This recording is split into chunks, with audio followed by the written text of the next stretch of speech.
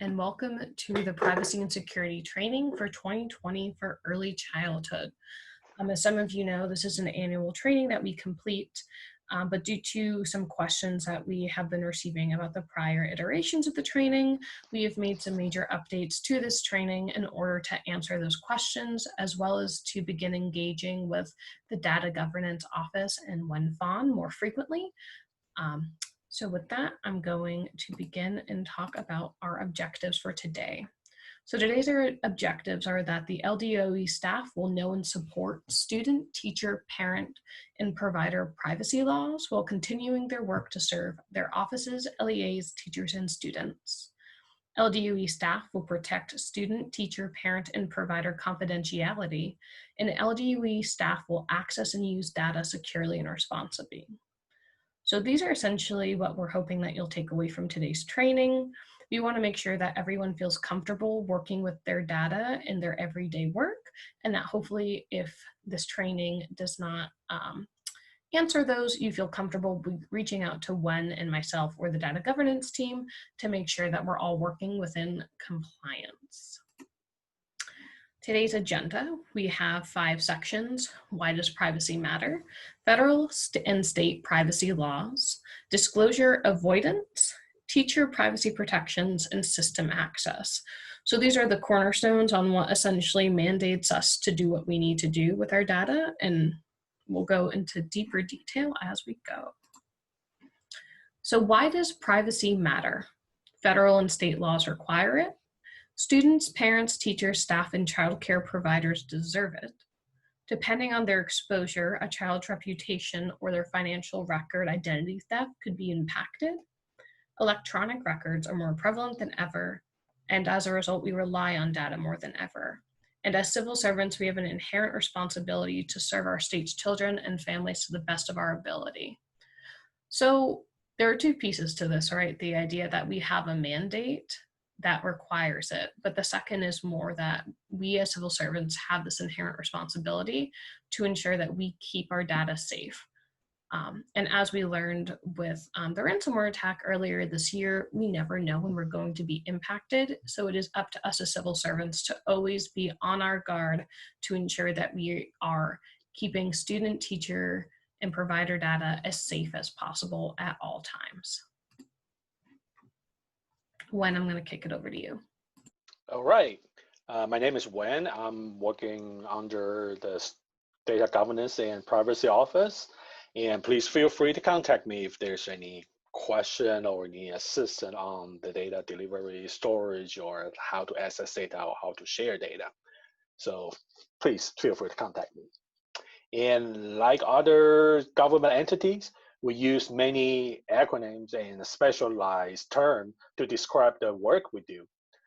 Privacy and confidentiality are no different. To understand some of the terms will help us to understand the language we talk about and help everybody to be on the same page.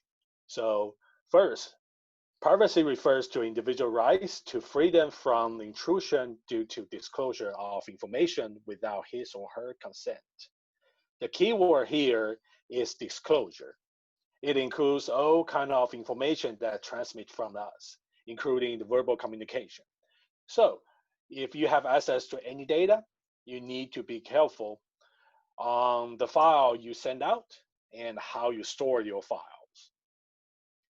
Confidentiality refers to the agency's obligation not to disclose or transmit information about individual students to unauthorized parties. We all have constitutional right to privacy, so as a result, the information we share should be kept confidential. The security refers to the precaution taken to protect data system, and also access to those systems. It starts with protecting your password. Do not share your password for any reason. You should also log off your computer when you leave your desk. Do not leave your computer unattended. Also, do not click on any link from email if you are not sure of. Next slide, please. All right. In this section, we're going to talk about personal personally identifiable information. The personally identifiable information means the information that can be used to distinguish an individual, also known as PII. PII include both direct PII and indirect PII. Many of us think of the direct PII when we're dealing with data. However, the indirect PII is also important and protected by the privacy law. We will see some example in the next couple of slides.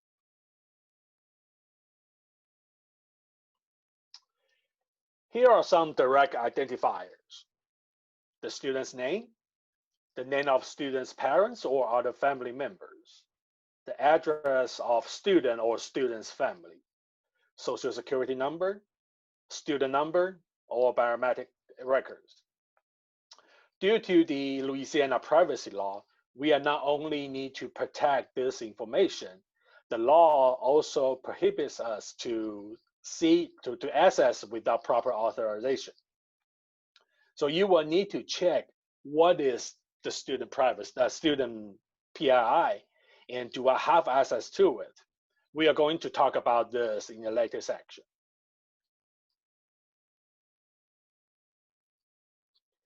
We just talked about the direct PII that can directly identify a student. So let me give you an example of why we also need to protect the indirect PII as well. I believe you can easily tell me who is a one-hand pirate with an irrational fear of crocodiles and ticking clocks.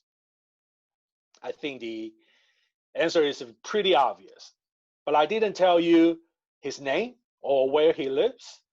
But it is not hard to figure out who he is when all the information is combined. This is why I keep reminding you the importance of the indirect PII. Of course, the federal law of FERPA has clear definition of PII. That is, any information alone or in combination that can identify the student should be protected. It means you should be very careful to give out any student information because we may sometimes unintentionally identify a student while we are talking to others. Here are some examples of indirect identifiers: student's age or date of birth, student place of birth, mother's maiden name, ethnicity, school. So once again, this list is just an example. We need to keep in mind that there are many more scenarios that can identify a student with combined information. So I'm going to pass to Sam for some activities. Hey everyone. So this is the point where I warned y'all you're going to need some audience participation. This is one of those first sections. So to make sure that we're all on the same page about whether something contains PII, we'll have 3 examples where we go through determining whether a document contains PII. So this first slide is our first example, and I'm going to ask people to direct chat me on Zoom. Do not send it to everyone because we want everyone to answer individually. So everyone get ready to direct message me and tell me if you think yes or no if this document contains PII. And that's direct or indirect.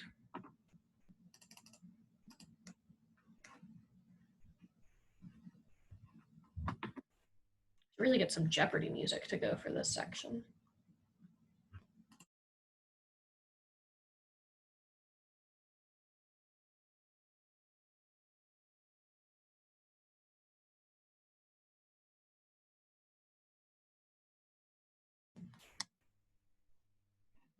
Okay, I'm getting some correct, some incorrect. So let's deep dive into this answer.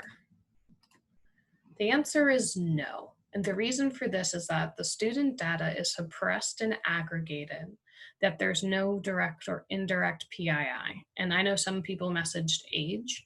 So because the age is broken down or is aggregated, and any numbers that are less than 10 are suppressed, and there's no other information that would allow you to get further information about that child. For example, their parish, their zip code, their school. Any other additional piece of information like that, if it was added in addition to this, would likely make it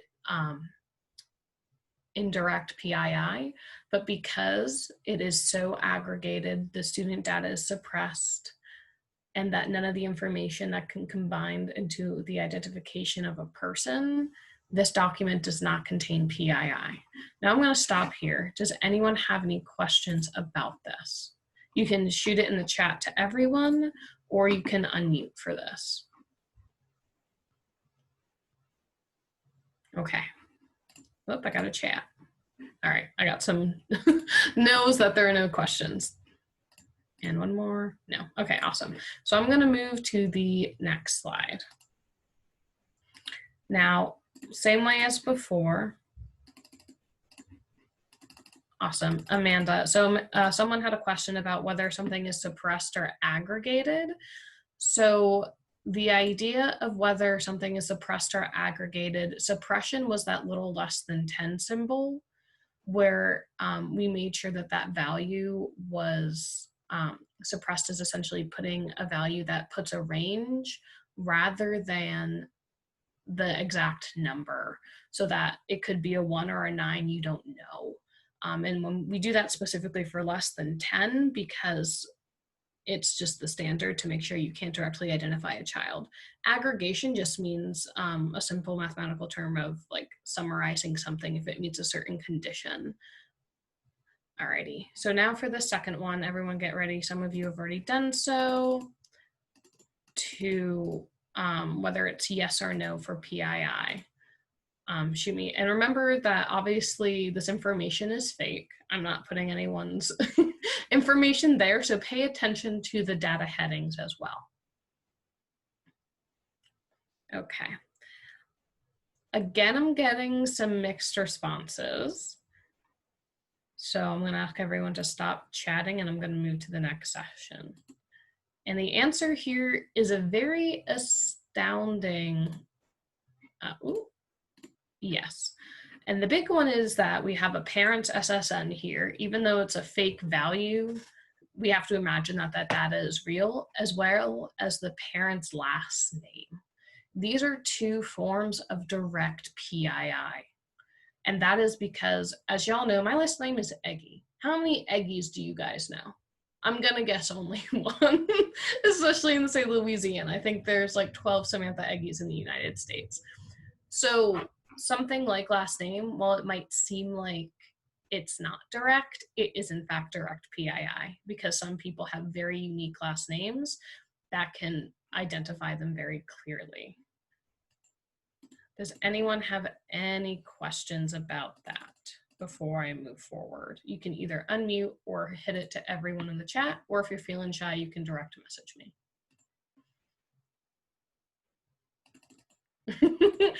A dozen Eggies. Yes, I actually never thought of that before, Valerie. Awesome. Seeing no further questions, I'm going to move forward to our last example for this exercise, okay? Does this document contain PII? Again, feel free to direct message me in the chat.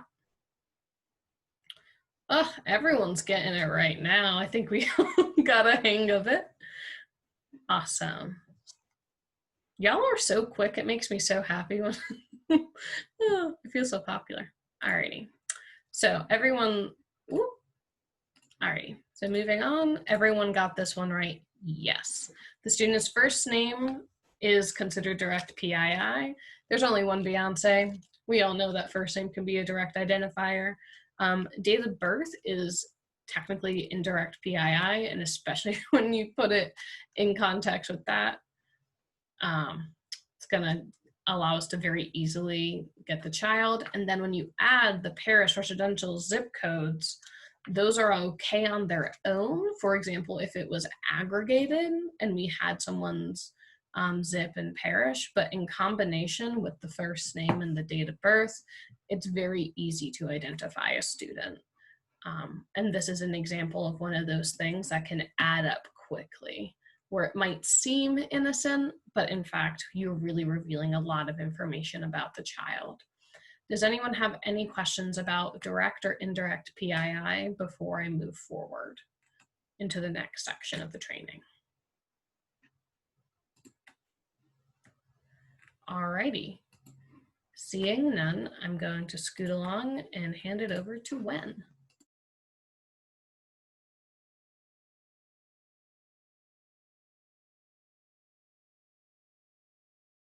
Hey, Wen, are you good? All right. Sorry, I was talking on mute. No problem. We're at the federal and state privacy. Yep, we are going to talk about the 3 laws that protect the student privacy in Louisiana. I promise you I'm not going to go through the statute itself, but I will let you know how it impacts your work. The first law we're going to go through is the Family Educational Rights and Privacy Act, known as FERPA. FERPA is a federal law established in 1974. It ensures the legal parents have the right to access and amend the children's educational record. The parents also have control over the disclosure of personally identifiable information from those educational records. Until the student is over 18, once the student over 18, the right shifts to the student. So please look at the definition of the educational record. I would say almost anything we do here as a state agency is related to the student's record. So that means we need to pay extra attention when accessing, sharing, or even communicating our work related to student records.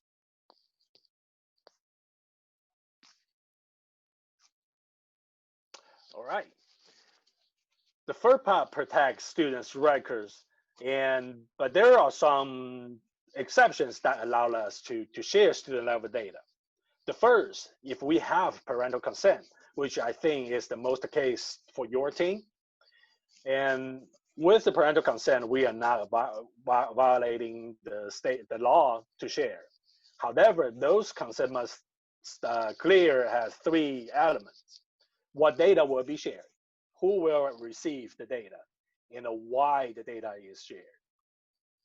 The second exception is for schools official to access the data.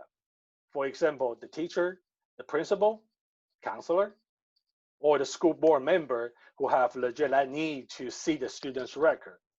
Also, the staffs in connection with financial aids also have legal access to those records. There are some special circumstances that are considered as a legal exception, such as serving the student on the juvenile justice system, complying with a court order, or dealing with health or safety emergency. If you encounter any of those special cases, please consult with the privacy office or legal office for further assistance.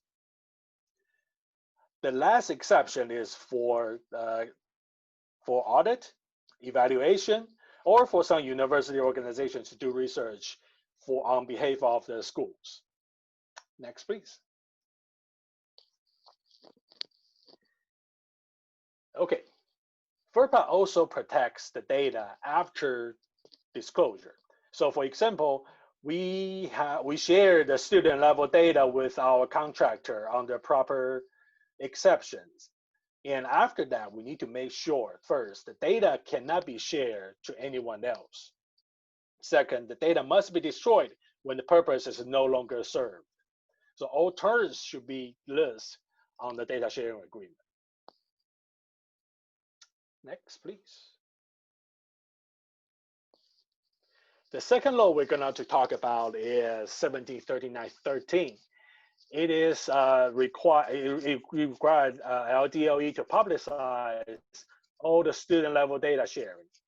So not only make sure we need to legally can share the data, we also need to post all the data sharing agreement within 10 days of execution. So if your office has data share agreement or contract share data, it must be routed through my office.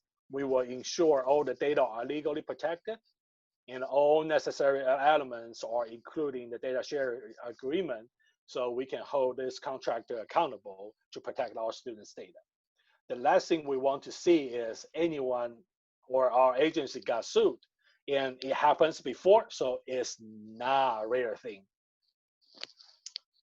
Next one, please. Okay, the third law I'm going to talk about is 1739-14.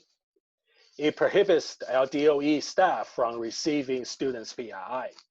So to comply this law, the state has established a secure student ID.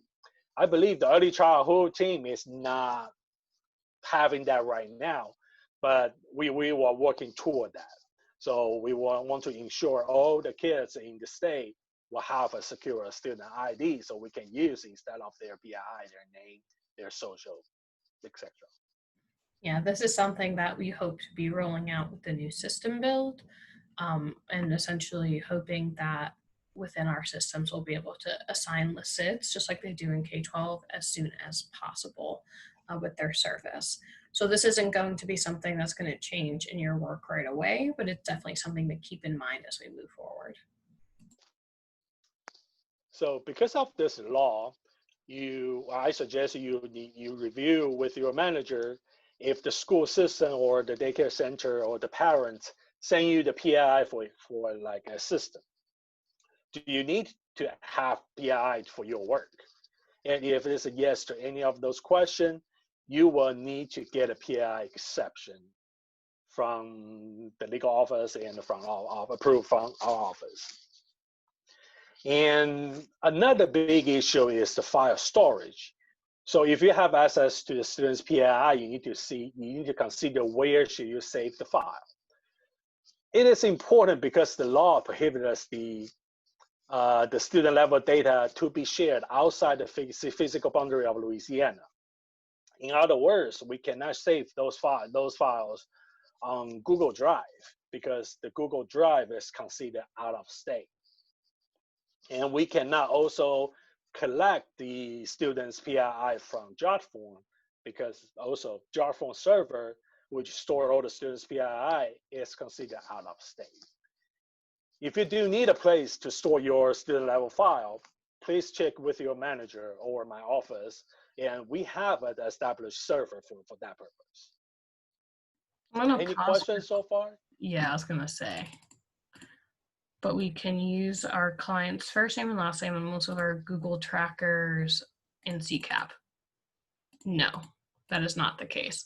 So there is no situation in which you can do put people's like clients' first and last names in a tracker. You would need to use the first letter of their first name and the three first letters of their last name. No further name information can be recorded in Google. I just want to make sure that's clear to everyone. And that goes for I know like for some teams like don't work with like direct student data, but for those that do, it's important for students and parents. Provider information is generally okay for their names because that is public information that is available on School Finder, but any details about a provider, such as their date of birth, their SSN, their credit card information, their personal address that is not their center address, that information can also not go into Google Sheets or Docs. Does anyone have any questions about that?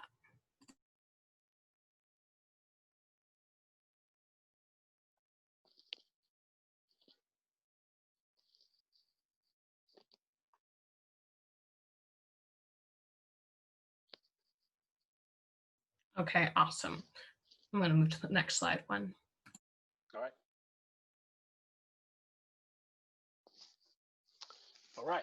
If you feel there is a need to access PI for your work, you must be authorized by your manager, the privacy, and the state legal offices. You need to provide us what data you need. Why do you need to access those data? And then we also need to know your process of getting those PII and how well you document your access and what's your documentation for auditing purposes. So once those requests is approved, we will audit all the document in an annual basis to review your process, your documentation, just in case we get audited. The form here is approved by the tasks. So in other words, if there's any step change, we don't need to make another form. We just need to updating the existing form because the text and the procedure and all the documentation will be the same. So there's no need to establish individual authorization, but we do need that for individual task. Next, please. And here are the 3 exceptions that allow LDOE staff to access PII. The first one is LEA superintendent or charter leader authorization. Usually they send us an authorization email, say, please look into the student to help us to resolve some questions.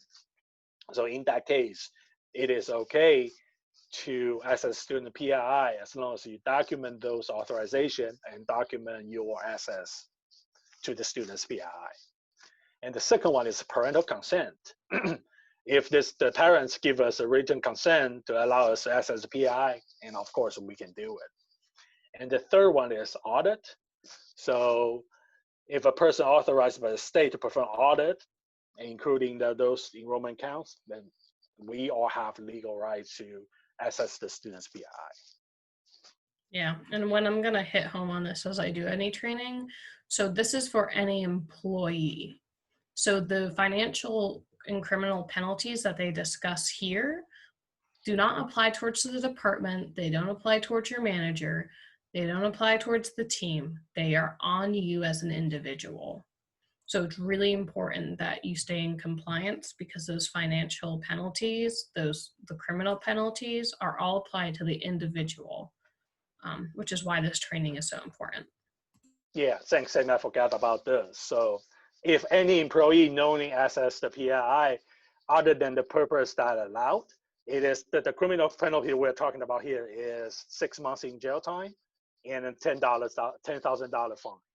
So unlike third part, this law actually has teeth to bite. So we need to be really careful, and we don't want anybody to be charged.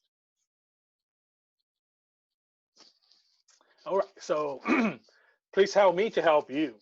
Again, we don't want to see anybody to face the charge.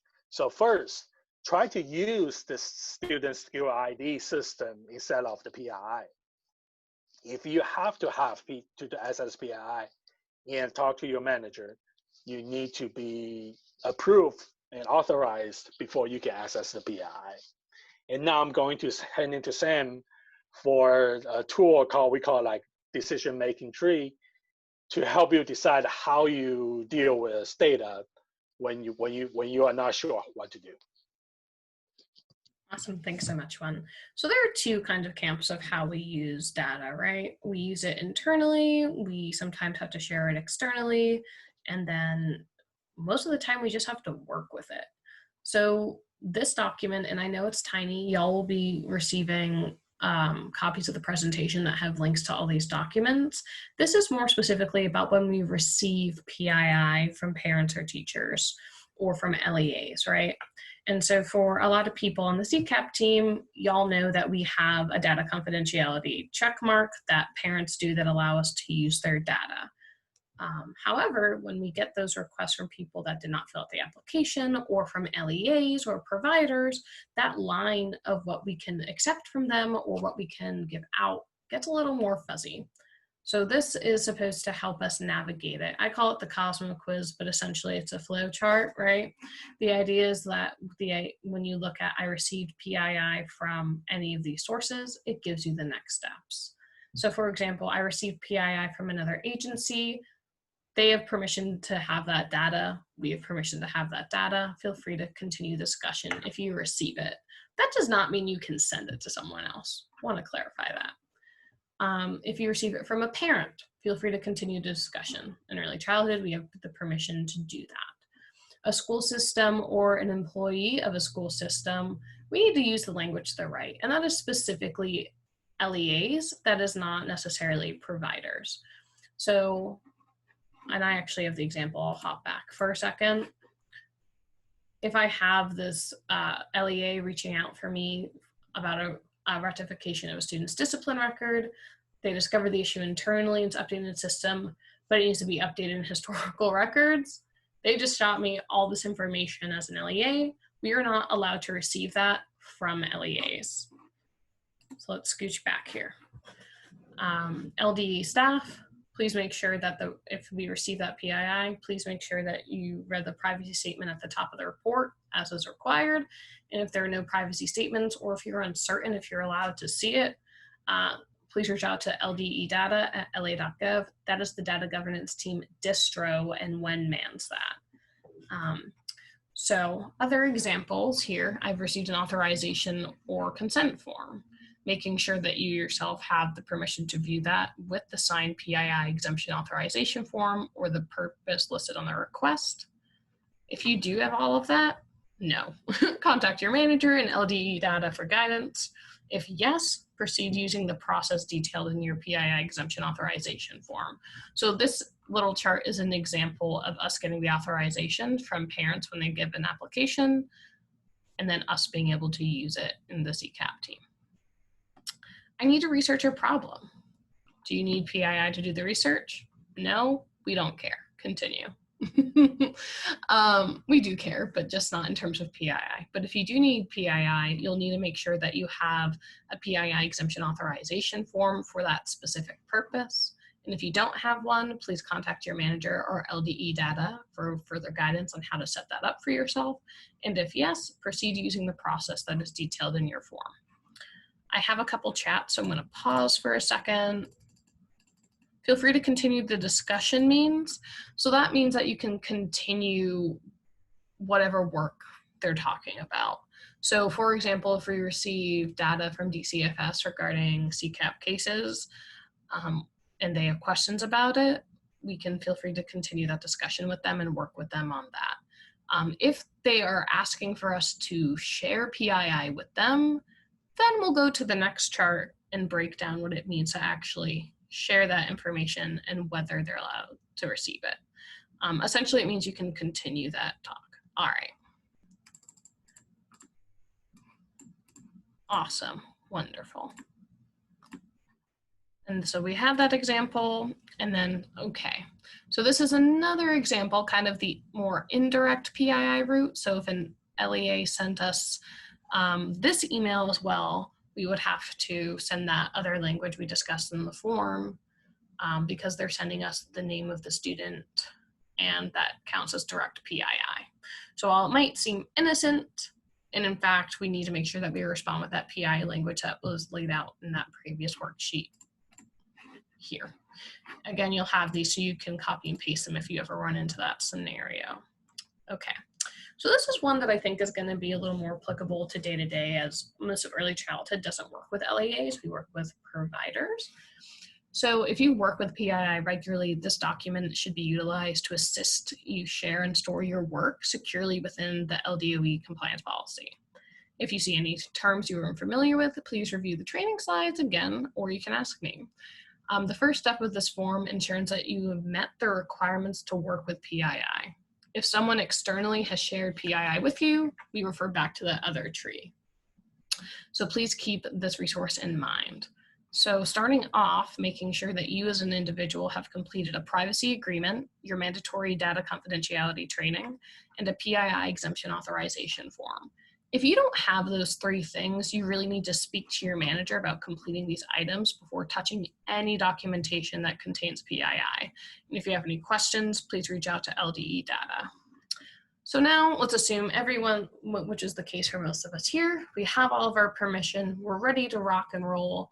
We're working with our PII in our specific task related documents, but ooh, the scroll worked. But I need to store a document that contains PII to collaborate with other internal staff. You can't store PII in any way, shape, or form in Google Docs. So the best way if you want to collaborate with internal staff with PII is to save to a folder in your team secure network.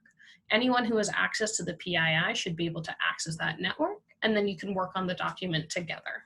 Now, if you're dealing with it for your daily work, please make sure, and you're not sharing it with anyone else, please refer to your task exemption authorization form.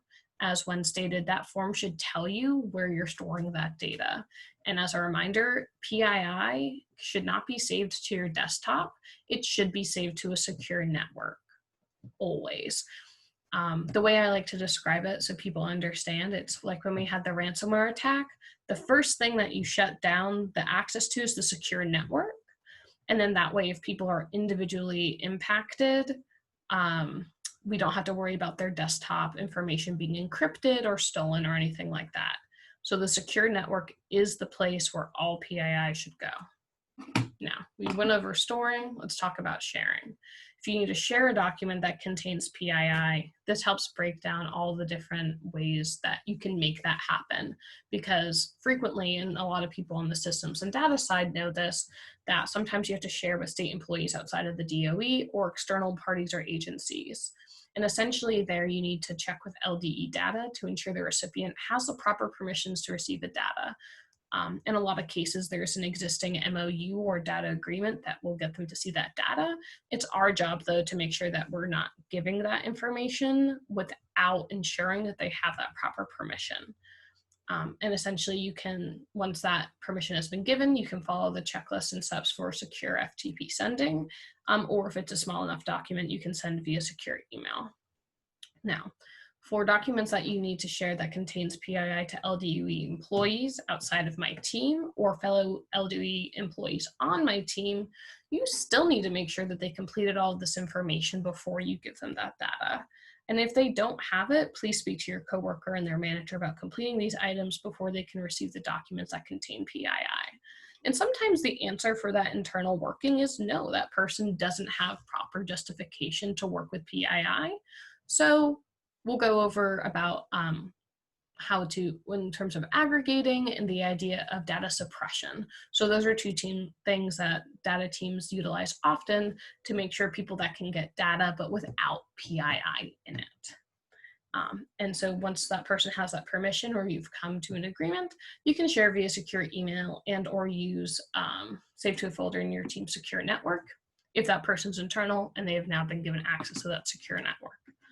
Does anyone have questions about these resources? This was a lot of information I just threw at you. All right, what if an LEA or school system employee calls you on the phone and shares PII? Do you need the same authorization? So no, let me go back here. Doop-a-doop-a-doop.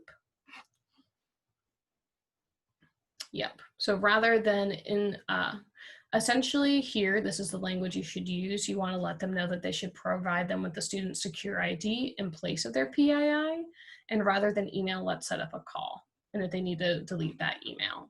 When would you add anything to that? You are correct. Okay, and then is there a difference between decision charts for student PII versus teacher PII? I would say no, Farishay, because the difference between what we consider PII for teachers versus what we consider PII for students is different, right? So the idea is that, and Wen will go into a little later, but teacher data that's available publicly and things like that isn't considered PII, but things like their scores, their evaluations, their date of birth, those things still count as PII and should be treated in the same vein. They cannot be stored on personal desktops. They cannot be stored in Google Docs. So it should be the same. I think it's just more of what each category defines as PII. Does that make sense? What about teacher ID versus ListSid? So I believe in the same vein that you would want to use teacher ID if at all possible versus ListSid when, rather than their names if at all possible. But I think teacher names tend to be more public, as sometimes you can find them on School Finder, but I'll revert to when for that second question. Yeah, that said is not considered a direct PII for Louis for 3914. So yes, that's the purpose for LACET. We're using LACET instead of direct PII. So Farshey yes, was that's asking it. about the teacher ID though. Like, should we be utilizing teacher IDs rather than teachers' names? Well, teacher ID is, I mean, teacher's name is usually a popular available information. So either way, it is fine. Okay, awesome. And so, any further questions? These are excellent questions. I love having an engaged audience where you're not asleep at your keyboard. So I really appreciate it. Anyone have any further questions before we continue? Awesome. It looks like we don't have anyone. Are you ready to rock and roll? Yes, you can go to the next slide. Yeah.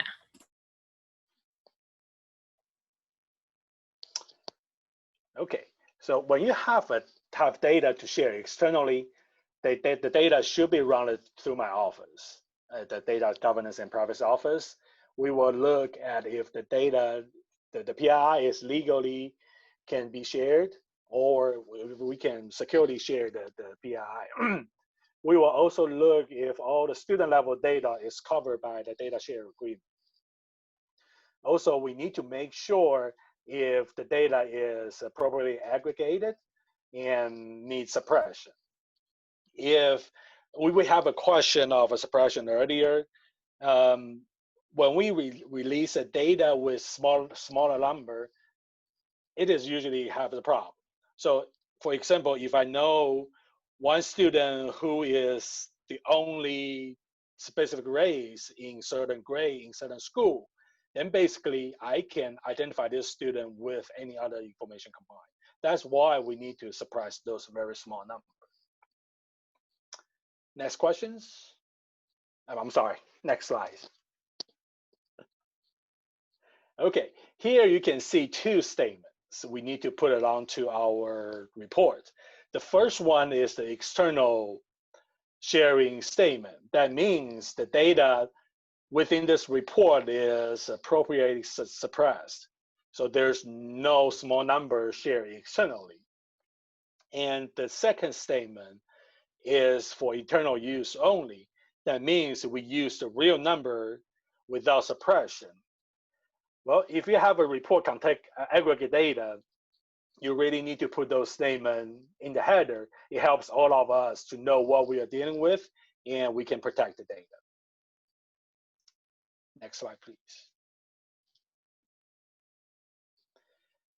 LDOE developed a disclosure avoidance policy to ensure that we are protecting those indirect identifier of student, which we just talked about earlier. In general, when you have a count number less than 10, we use the mark less than 10 in the report. If you have less than 5%, we do the same thing. We just mark it as less than 5% or greater than 95%. So there are some cases we use 1%, 99% instead. It depends on the report. So we will see some example in the next slides.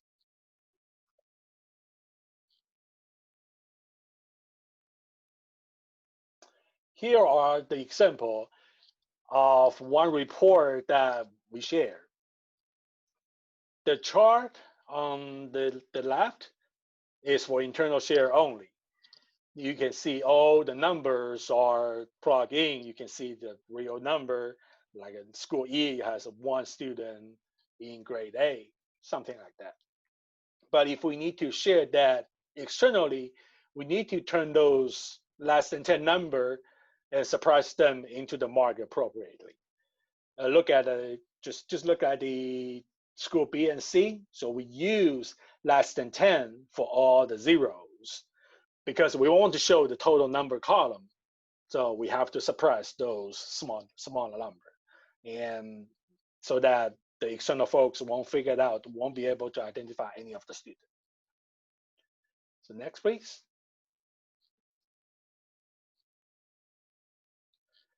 Here's an example for percentage. While we're talking about we need to use 5%, the example here is where we use 1%. Because when we use 5%, you can see those report will become useless. Almost all the numbers are less than 5%.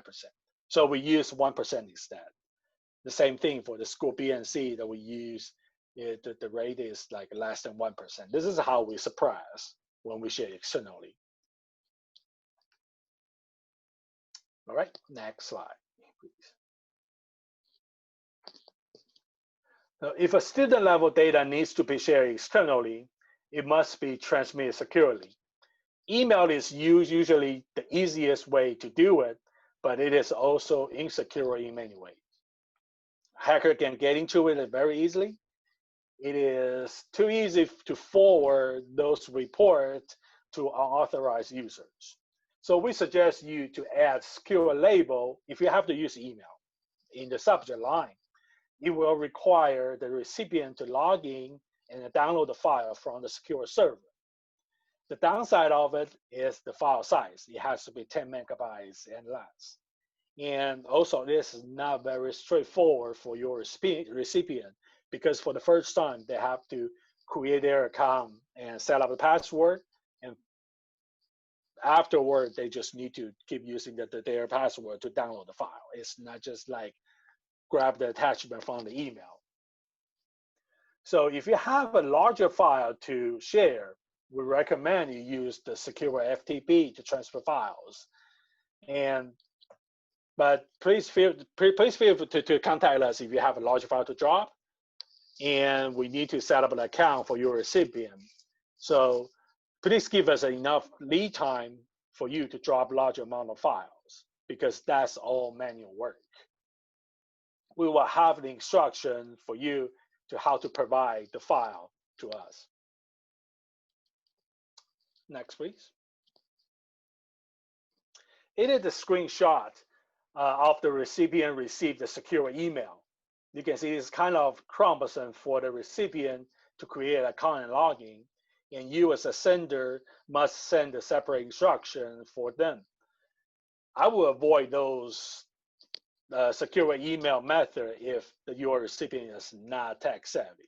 We know there are some folks who always have a problem to create their account and using their password. So use the secure FTP instead. Next, please. Okay, we are going to talk about the teacher's data protections. It may or may not apply to you, but the idea is the same as the student level data. Next, please. So most of the teacher data is public information. However, there are some protections for teachers, such as their social security number, their practice score, and their evaluation data. If we need to share any of those, we need to use the same caution as the student level data. Next, please. Farishay had a question when SSN includes the last 4 of SSN. I would say yes. Yes. Okay, similar to student level data sharing, all disclosures should be routed through my office. And we will check everything is in place, and we will make sure the data is shared securely to protect us, to protect the teacher, or to protect the contractor who received those data. Okay, next please. All right, finally, the next step. So I know I throw a lot of information to you, but there are just 3 key things that you need to go back to think about. First, do you need to share data? Do you need to access to the data system? Do you need to access PII? If any of those is yes to you, I would I would work with my manager and to make sure you have proper authorization to access any of those data. So please feel free to contact me if there's any question. My email is wen.fan@lla.gov. Next, please. So this slide shows you all the tools, all the forms that we talked about today. And I'm working on a central knowledge place so that all the policy, all the procedure, all the forms will be in the same place for you to go there and look for a system. But of course, you can always contact me. Now I'm going to pass the same. Alrighty, so we have this last step. For those of you who are not CCAP employees, our old version of the exam is being modified for next year, but as this year's exam still includes CCAP questions, I ask that y'all pay attention. It's a quick 3 slides just going through some additional requirements that CCAP employees have due to their other systems access. So bear with us. Alrighty, so CCAP employees, as we know, we've gone over a little bit about some of the unique things that we have. One of those is that CCAP employees must access other agency systems in order to do their work. The main is that the immunization data with the LDH data system links, and that there are special stipulations for accessing and using that data as outlined by the agency's confidentiality agreements. Translated, this means you basically sign a confidentiality agreement with LDH, and you should know what it means and what penalties there are if we don't follow it. So let's break this down a little bit. So links is the patient or provider specific information that is confidential and is only available to authorized users of the system. LDOE is considered an authorized user of the system as established in our site enrollment agreement. So when you use that site, you sign a links user agreement. And by doing that, you acknowledge the following: that you read it and you agree to it. This isn't like the iTunes confidential or privacy agreement or Google where you just kind of click through and hit yes. Because the information contained in links is confidential and can only be used for those purposes outlined in the policy. That means you're also responsible for safeguarding your user ID and password. Your user ID and password cannot be given to others and cannot be posted. Your password should be changed periodically to protect security. Your computer cannot be left unattended, and that you always need to log off and use the browser. And the reason for this is because there are very severe penalties for misuse similar to that of the student data law. And it's important that we maintain that because, as we know, medical data is very high levels of PII and has a lot of legislation that works to protect it. So essentially, a child's parent and guardian may choose not to disclose that. If they do so, there's that request form. Internally, when our employees no longer need access to links, the LDOE is responsible for providing that individual user removal form. Your supervisor would contact the data governance and privacy office to have this completed. Now, what I was talking about before, users who willfully misuse information contained in links will have their access to links immediately restricted. An incident report will be filed, and following investigation, appropriate action taken. And any person who is found to have willfully violate those provisions could be subject to imprisonment, not more of 5 years, or by a fine of not more than $5,000, or both. So this is one of those help us help you situations, and that these policies here that lays it out, this is supposed to protect you as well as the student's data, because anyone who uses your account information as you is still accounted to you. It doesn't matter that someone used your link session to look up a family member or misuse it, because you did not secure your account by not following one of these rules, you are likely going to be held accountable and responsible for